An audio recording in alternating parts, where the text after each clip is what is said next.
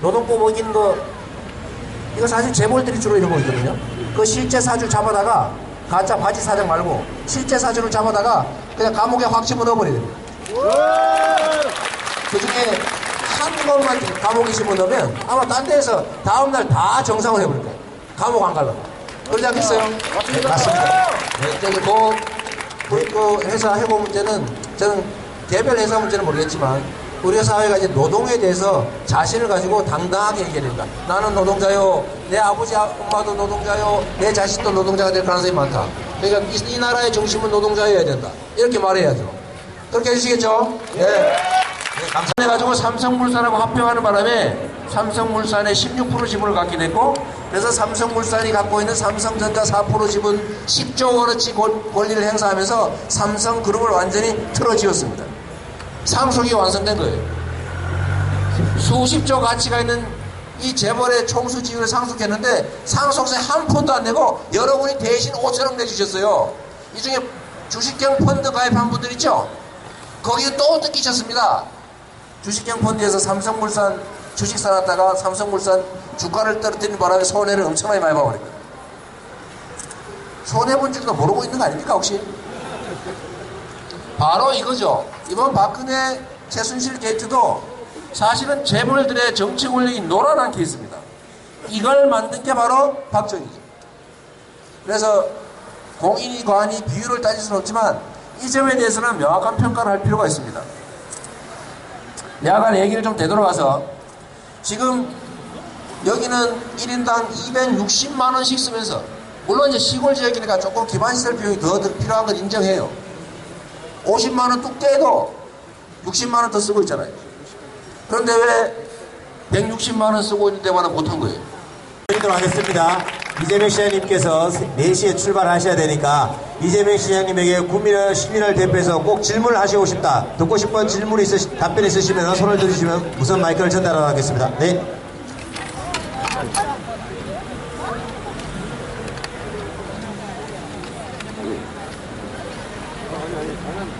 안녕하십니까. 다름이 아니고 우리가 어떻게 보면 지금 해방 이후에 가장 좋은 어떤 그런 호기를 맞았다고 보거든요. 우리 국민들 입장에서는. 그런데 우리가 언론이나 이런 걸 통해서 봤을 때 지금 이재명 시장님하고 문재인 팀들하고 이렇게 분리를 해가지고 어떤 전략을 세운다. 그래가지고 종편 같은 데서 보면 계속 그걸 가지고 때리는데 거기에 대한 대비책이 어떤 게 있는지 그런 부분을 좀 원래 세상에 구경거리가 3대 구경이 있어요. 옛날에 여러분들 홍수나면 남들 막 뭐 떠내려가고 그러면 막 구경하면서 좋아했죠. 저 돼지 떠내려간다 저기. 이 물구경. 근데 남시에 불나면 아이고 저 어떡해 그러면서 구경하면서 사실 좋아했죠. 물구경. 또 하나 있어요. 이게 뭐예요? 싸움 구경. 아 너무 잘하네. 너무 의상을 잘 알고 계시네요. 이 물구경, 싸움 구경이 3대 구경거리인데, 원래 정치라고 하는 게 기본적으로 최고의 스포츠죠. 이 검투사들 싸움 시키는 것보다 더 재밌는 게 정치래요, 원래. 그런데, 싸움 시키면 재밌기도 하지만 또 한편으로는 분리해가지고, 이렇게 싸움 시킨 다음에 갈등을 고취시켜서, 실패를 유도하는 측면도 있죠. 거기에 우리가 넘어가지 말아야 되겠죠. 저는 팀 플레이가 중요하다고 언제나 얘기합니다. 요즘은 정치가 어떤 뛰어난 사람이 국민을 끌어가는 시대가 아닙니다. 요즘은 국민들은 여러분 여기도 지금 다 페이스북 생중계하고 이러는데 옛날처럼 고립된 개인들이 아니고 정보망 네트워크를 통해서 실시간으로 신경망이 연결되어 있는 하나의 유기체로 진화했어요. 국민들이 바보가 아니라 잘 안 속습니다. 이제. 국민들이 집단지성을 가진 하나의 인격체로 진화하고 있어요. 그래서 정치가 국민들을 마음대로 동원하고 조정하지 못하게 됐습니다. 아직도 이거 잘 모르는 사람이 있어요. 저는 그렇게 생각합니다. 국민은 이미 웬만한 정치 세력이나 웬만한 아주 상당히 뛰어났다는 정치인보다도 훨씬 높은 지성을 가진 하나의 인격체다. 유기체다. 그래서 이번 4.13 총선 때도 모든 대부분의 정치인들, 평론가, 언론, 여론조사 등등이 다 야 이거 새누리당 180석이나 200석이나 그러고 다 전전긍긍했어요. 종편들은 신났다. 와 우리가 드디어 속이 통하는구나 이러면서 흐뭇하게 빨간색 막 벌겋게 해놓고 했는데 딱 개표해보니까 어떻게 됐어요? 완전히 반대의 결과가 나죠. 종편이 국민을 속인 게 아니라 종편이 국민한테 속아버린 거예요. 네. 이런 세상이라 정치하는 사람들이 자기가 똑똑하니까 더 뛰어나니까 대중을 끌고 가겠다, 리드하겠다, 지도하겠다 이 생각을 버려야 된다고 본 겁니다. 이제는 국민들이 더 똑똑해서 집단으로서 더 똑똑하기 때문에 국민들의 뜻을 잘 받드는 사람이 유능하고 좋은 사람입니다. 즉 서포터, 지지해주는 사람, 시키는 대로 잘하는 사람. 물론 나쁜 거 하면 안 되죠. 그래서 국민의 뜻을 잘 받드는 사람들이 충직한 대리인이 정말 진정한 정치인이기 때문에 지금은 뛰어난 개인이 아니라 팀워크를 갖춘 부족한 걸 서로 채운 하나의 팀들이 정치를 해야 될 시대가 왔어요. 그래서 저는 언제나 그걸 믿죠. 아, 내가 끌어가는 게 아니라 국민이 바라는 바를 최대한 빨리 그걸 실천해 줘야 되는구나. 그러기 위해서 저는 정치적 경쟁도 하나의 팀의 역량을 키우는 과정이라고 생각해요. 그래서 팀워크 중요하다. 팀 플레이를 해야 된다. 역량이 부족한 사람들 역량을 좀 키우기 위해서 하나의 팀으로 팀이 먼저 이겨야 그 팀 중에서 MVP를 국민이 정해준다. 제가 그렇게 생각하거든요. 근데 요거를 과거 생각으로 개인과 개인, 정치 집단과 집단 간의 경쟁이 전부인 거로 생각하는 사람들이 있습니다. 일부러 또 싸움시키죠. 그래서 우리가 그거를 최대한을 잘 견뎌내야 됩니다. 그걸 잘 견뎌내고 우리 팀의 역량을 키워서 우리 팀이 이기는 쪽으로 가는 게 맞아요. 그래서 그런 갈등을 조장하거나 그런 걸 우리가 다 가려서 보고 결국은 국민들이 네트워크 속에서 다 정리해 줄 거라고 생각합니다. 약간의 시간이 필요하죠. 별로 걱정 안 하셔도 될 거예요. 그냥 자기가 할 거 열심히 하면 됩니다. 네, 감사합니다. 또 한 분이 저한테 질문을 신청하셨습니다. 현재 비정규직 문제에 대해서 철폐를 주장하고 계시는 한 분입니다. 큰 박수로 해주십시오 아, 네. 네, 반갑습니다. 이주명 시장님. 제가 오늘 이 자리에 왔는데요. 저희는 구미 아사히 글라스. 아사히 글라스. 예, 4분간에. 유명한 회사네. 예. 거기 작년에 18개월째 문자 활동을 해골돼가지고 이렇게 길거리에 나와서 복직 규정으로 싸우고 있는 사람입니다. 일본으로 철수해버렸어요. 아닙니다.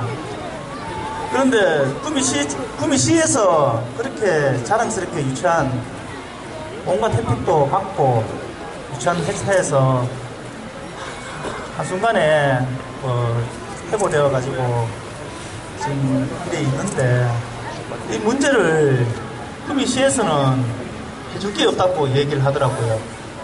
그러니까 저희가 지금은 서울의 정부청사 앞에서도 저희를 알리고 있거든요.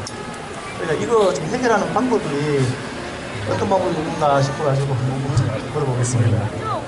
네, 개별 사업장의 문제를 제가 정확하게 뭐라고 말하기는 좀 어려운데 제가 시간이 없어서 이 얘기 못 드렸습니다만은 마침 그 말씀을 하시니까 이 얘기만 하고 제가 좀 떠나도록 하겠습니다.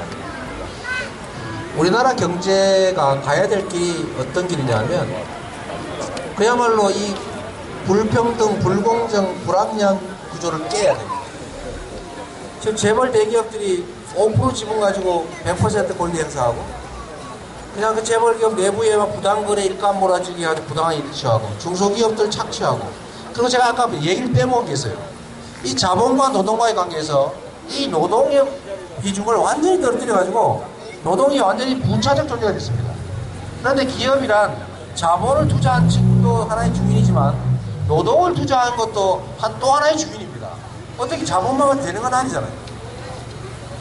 회사가 성장을 하면 그 성장의 이익을 다 자본 측이 다 가져요. 그런데 회사가 손해를 보거나 문제가 생기면 다 책임을 노동자에 떠넘겨버립니다. 노동자가 조립입니까? 봉입니까? 과거에 대공황 때 똑같은 일이 벌어졌어요.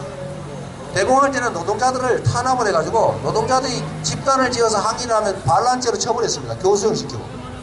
노동조합하면 안 되는 거죠. 사용자들은, 기업들은 어떤 식으로 했냐, 자유주의, 완전 자유니까 경쟁을 하지 않아요. 같은 물건 파는 똑같은 사람이 있으면 우리 옐로벨로 우리 카르텔 같이 짜고 그냥 가격 통일하고 그냥 같이 공부하고 이러면서 자꾸 순탄을 하는 거예요. 독점화되고 카르텔화되잖아요. 그러니까 기업들이 경쟁을 하지 않습니다. 노동자들 막 괴롭히죠. 이러다 보니까 결국 어떻게 되냐면 노동자들이 몫이 없으니까 결국은 시장이라고 하는 게 돈이 없어서 물건 살 데가 없는 거예요. 물건 살 사람이 없어요. 결국 어떻게 됐어요? 대공황이 왔죠. 대공황. 지금 우리가 그런 비슷한 상황에 처해 있어요. 근데 이 대공황을 극복하는 방법으로 딱 세 가지입니다. 하나는 기업들을 카르텔을 다 깨고 독점을 해체해가지고 기업들이 진짜 합리적 경쟁을 하도록 만들어요. 두 번째는 복지 정책을 도입해가지고 이 사회 이런 데서 이탈하는 사람들을 일자리도 해주고 식료품도 대주고 돈도 대주고 하는 거죠. 세 번째로 중요한 조치가 있는데 이게 뭐냐면 노동권을 강화하는 겁니다. 노동자들한테 힘을 줘가지고 노동자들이 자본하고 대등한 협상을 할 수 있도록 하는데 노동자가 가진 힘이 뭡니까? 노조밖에 없는 거죠. 노조. 조직해가지고 싸우는 거예요. 그래서 노조를 허용하고 노조도 예를 들어 특정 지역의 특정 업종의 노조가 합의를 하면 그게 다른 지역의 동종업체에도 다 적용이 됩니다. 이렇게 노조의 힘을 키워주니까 결국은 미국이 전쟁이라고 하는 과정을 거쳐서 살아나기도 합니다만 미국의 50년 호황을 끌어온 거예요. 그런데 그 후에 소위 레이건호기스라고 80년대 중반부터 또 자유주의적인 신자유주의라고 하는 걸 도입해가지고 마음대로 잡아먹으라. 정부는 개입하지 않는다. 너끼리 시장에서 알아서 해라. 이러니까 또 독점화가 시작해요. 노동자들 막 탄압하고 노동유연화하고 비정규직 만들고 해고 자유화하고 이런 식으로 노동을 막 탄압하니까 당장은 기업이 커지면서 돈을 벌었죠. 결론은 어떻게 됐냐? 시장이 죽어버린 거예요. 또 노동자들이 다 해고돼가지고 전부 다 자영업을 하고 있으면 자영업이 될 리가 없어요. 똑같은 현장에 똑같은 사람이 일을 하는데 비정규직이라는 이유로 월급을 반밖에 안 줘요. 그래서 지금 우리가 이 상황을 벗어나려면 노동을 존중해야 됩니다. 지금 95년부터 노동자 몫이 총 생산의 80%에서 63%로 떨어지고 있어요. 성장을 하는데 성장의 몫이 노동자한테 전혀 가지 않습니다. 전부 다 기업한테, 그것도 대기업한테 다 갔어요. 그러니까 창고에 무슨 산해유보금을 500조니 700조니 쌓아놓은 상태에 온 거죠. 돈이 돌다가 딱 멈춰버린 거예요. 그래서 이 비정규직을 정규직으로 바꾸자. 이거 실제로 거의 어렵습니다. 해결책이 딱 하나 있어요. 우리 헌법이 정하는 원칙이 있습니다. 평등하게 해라. 똑같은 현장에서 똑같은 일을 하고 똑같은 성과를 내면 보수를 똑같이 줘야 되잖아요. 그리고 누구는 고정적으로 계속 그 일을 할 수 있고 누군가는 고정적으로 그 일을 못하면 그 불리한 지경에 있는 만큼 사실 보수를 더 줘야 됩니다. 미국과 호주에 가서 알바 해보신 분들은 압니다. 거기는 정규직보다도 알바가 보수가 더 많습니다. 시간 단위가. 그게 원래 정상인 거예요. 근데 우리나라는 비정규라는 이름으로 반을 주는 걸 정부가 허용을 하고 있어요. 또 정부가 무슨 짓을 하냐면 노동자들 계속 탄압을 합니다. 이번에 무슨 성과연봉제인지 뭐지 이런 거 하고 있는데 아니 노동조합 또는 노동자들하고 회사가 합의를 해놨으면 그 취업규칙이든 뭐 근로계약이든 단체협약이든 합의를 해놓으면 그걸 노동자한테 불리하게 바꾸려면 노동자의 동의를 받아야 됩니다. 근데 지금 정부에서 마음대로 성과연봉제 바꾸라고 밀어붙이고 있어요. 이거 노동법 위반입니다. 이런 것만 하는 게 아니고 재벌들이 막 52시간제 초과 근로해도 괜찮고 사내 하청이라는 이름으로 불법 파견 근로해도 괜찮고 통상임금 1.5배 주라 했더니 0.8배만 줘도 괜찮고 재판에서 이겨온 사람들은 복지시키는데 재판 안 해오면 또 자르고 이게 무법천지가 되어 있단 말이에요. 그래서 지금 우리가 해야 될 일은 일자리를 나누기 위해서 노동법을 잘 지키는 거예요. 회사가 부당하게 해고하는 걸 못하게 막아줘야 됩니다. 그걸 자유화할 게 아니고 아니 회사가 돈을 벌 때는 노동자들한테 막 노동자들이 월급 100만원 받는데 200만원어치 일해가지고 100만원 받을 때 좋다고 다 가져놓고 노동자가 100만원 받다가 경기가 좀 나빠지고 80만원어치 받고 보다가 바로 잘라고 그래요. 이런 법이 세상에 어디 있습니까? 그래서 이거를 전체적으로 노동에 관한 문화도 바꿔야 되고 노동권을 강화해서 노동자의 몫을 즉 가계의 몫을 늘려야 됩니다. 그 가계의 몫을 늘리기 위해서 이렇게 잘려가 싸우는 사람들도 있지만 정규직과 비정규직의 차별을 줄이고 불법적인 파견 근로니 불법적인 그 비정규직성도 다 못하게 하고 노동법 어긴 거 이거 사실 재벌들이 주로 이런 거 있거든요. 그 실제 사주 잡아다가 가짜 바지 사장 말고 실제 사주를 잡아다가 그냥 감옥에 확 집어넣어버려야 됩니다. 그 중에 한 번만 감옥에 집어넣으면 아마 딴 데에서 다음날 다 정상을 해버릴 거예요. 감옥 안 가려고. 그러지 않겠어요? 네, 맞습니다. 네, 저기 그 회사 해고 문제는 저는 개별 회사 문제는 모르겠지만 우리 사회가 이제 노동에 대해서 자신을 가지고 당당하게 얘기해야 된다. 나는 노동자요. 내 아버지 엄마도 노동자요. 내 자식도 노동자가 될 가능성이 많다. 그러니까 이 나라의 중심은 노동자여야 된다. 이렇게 말해야죠. 그렇게 해주시겠죠?